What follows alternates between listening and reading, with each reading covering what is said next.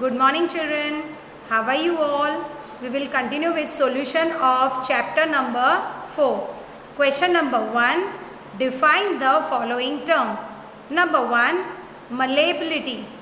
The property of metals by which they can be beaten into thin sheet is called malleability.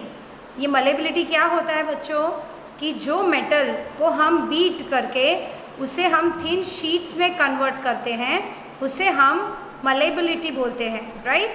जैसे कि हमने देखा होगा कि स्टील प्लेट्स मिलती है, वो कितनी थिन होती है, उससे भी थिनर फॉर्म में हम उसे कन्वर्ट कर सकते हैं। उसे कैसे कन्वर्ट कर सकते हैं? उसे बीट करके, उसके ऊपर हैवी जो मटेरियल रहता है उसको उसके ऊपर बीट करके या तो फिर उसे प्रेस करके हम बना सकते हैं। Displacement reaction. A more reactive metal displaces the less reactive metal from salt solution. This is called displacement reaction. This is called displacement reaction. Displacement reaction क्या होता है? जो ज़्यादा reactive metal होते हैं, right, वो less reactive metal के साथ जब mix होते हैं उसकी जगह लेते हैं, okay, from any salt solution. This is called displacement reaction. यानी जो रिएक्टिव मेटल्स हैं वो नॉन रिएक्टिव मेटल की जगह लेते हैं या तो फिर लेस रिएक्टिव मेटल की प्लेस लेते हैं, उसे हम डिस्प्लेसमेंट रिएक्शन कहते हैं। Next, choose the correct option. Which of the following can be beaten into sheets? Zinc, phosphorus, sulphur और oxygen. So zinc is a metal. Zinc को हम थिन शीट्स के फॉर्म में कन्वर्ट कर सकते हैं। फॉस्फोरस, सल्फर और ऑक्सीजन नॉन मेटल है।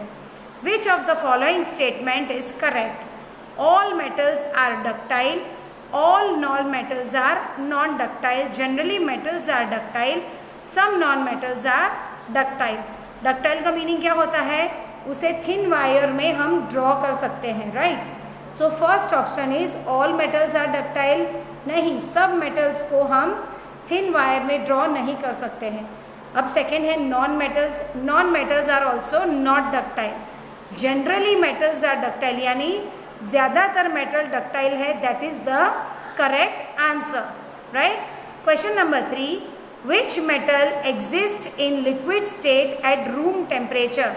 कौन सा मेटल है वो लिक्विड स्टेट में एग्जिस्ट करता है रूम टेम्परेचर पे? सोडियम, कैल्शियम, एल्यूमिनियम और mercury. So answer is mercury. Mercury आपने देखा होगा थर्मोमीटर के अंदर, राइट। जब थर्मोमीटर के अंदर टेम्परेचर जैसे जैसे बढ़ता है तो मर्क्यूरी भी वो लिक्विड फॉर्म में होता है, राइट। जो ग्लास बल्ब होता है उसके अंदर मर्क्यूरी फिट होता है।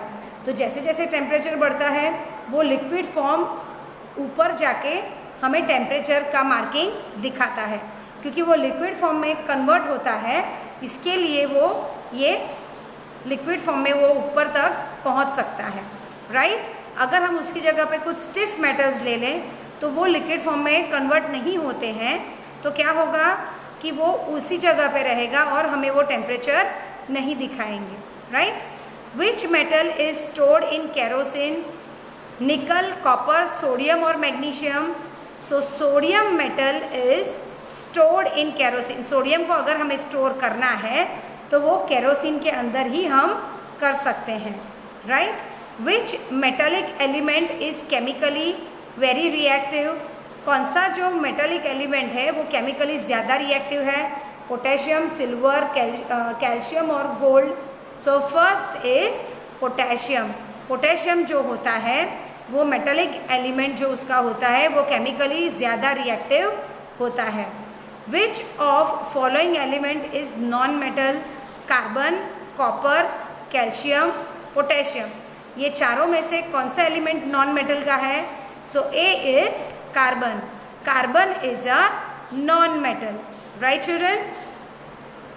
What is the nature of metallic oxide? Metallic oxide का नेचर क्या है? न्यूट्रल, एसिडिक, बेसिक और none of this. So answer is basic. जो मेटालिक ऑक्साइड होते हैं वो बेसिक नेचर के होते हैं। What is the nature of non-metallic oxide? natural non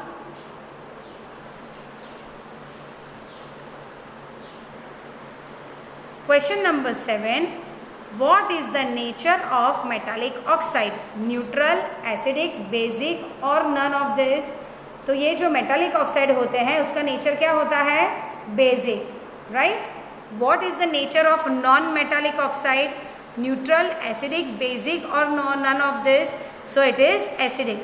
अब बच्चों एक डिफरेंस अब याद रखना, मेटालिक ऑक्साइड जो होते हैं वो बेसिक होते हैं और नॉन मेटालिक ऑक्साइड जो होते हैं वो एसिडिक होते हैं, right? Next question, fill in the blanks. Number 1, phosphorus is very reactive metal. Phosphorus कैसा मेटल है? Reactive. Metals are dash conductor of heat and electricity. Metal कैसे कंडक्टर होते हैं? Good conductor of heat and electricity. Iron is dash reactive than copper. Iron is more reactive than copper. Metal react with acids to produce dash gas. Metal acid के साथ react करके कौन सा gas देते हैं हमें? They produce which gas? Hydrogen gas. The foil of dash is used to wrap food items. तो कौन सी फॉइल यूज होती है? एल्यूमिनियम. क्योंकि खाना फ्रेश रखने के लिए हम जो रैप्स यूज करते हैं वो किससे बनते हैं? एल्यूमिनियम से. So you can see that the metals can be malleable in thin sheets like aluminium foil. The non-metal sulfur is used for making crackers. जो क्रैकर्स बनते हैं, राइट, उसके अंदर कौन सा नॉन मेटल होता है?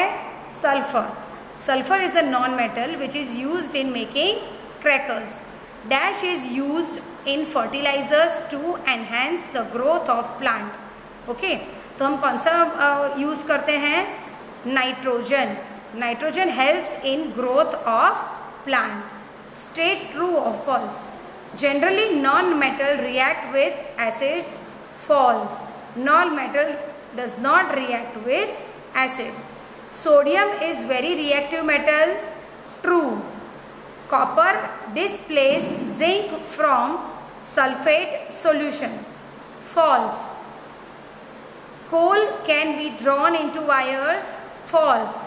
क्योंकि कोल जो है वो नॉन मेटल है और वो ब्रिटल नेचर के होते हैं, यानी जैसे हम उसे तोड़ते हैं वो पाउडर फॉर्म में कन्वर्ट हो सकते हैं. Metals are ductile. True. Metals को हम वायर के अंदर ड्रॉ कर सकते हैं, यानी वायर के फॉर्म में कन्वर्ट कर सकते हैं. So it is ductile. Generally non metal oxides are acidic in nature. True. जो नॉन मेटल होते हैं वो एसिडिक नेचर के होते हैं. Wires can be drawn from sulphur. False.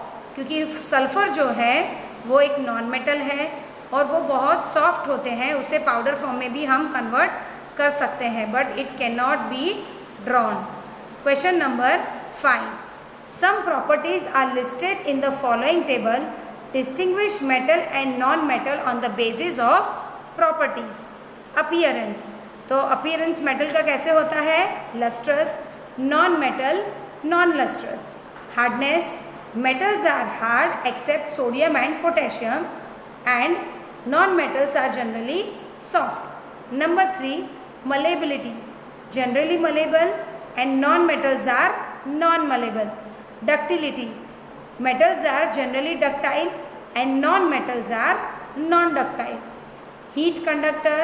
Metals are good conductor of heat and non-metals are poor conductor of heat. Conduction of electricity.